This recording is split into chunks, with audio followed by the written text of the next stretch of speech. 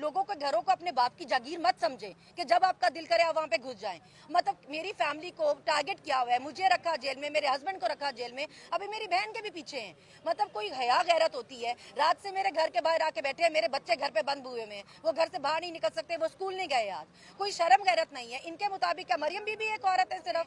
अब अली अमीन साहब के पीछे पड़े हैं कि जी बैंड बाजा बारात कह दिया। भैया आपके घर लाने के लिए तो नहीं कह दिया। आप सूबे की एक सीएम है, आप मर्द और औरत तो बाद में रही ना, पहले आप सीएम है। एक सीएम के तौर पे आपको एड्रेस किया। जब आप धमकियां लगाएंगे कि हमारे सूबे में नहीं आने देंगे, तो फिर आपको जवाब में यही देंगे, कहेंगे ना कि आपके बाप का सूबा है, आप कैसे नहीं आने देंगे?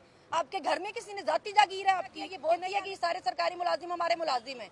आइन में लिखा है, मैं क्या बोलती हूँ, मुलाजिम हो हमारे। अभी पूरा पाकिस्तान बोल रहा है, अभी पकड़ के दिखाओ सबको। सारी केपी असेंबली बोल रही है, पकड़ के दिखाओ सबको।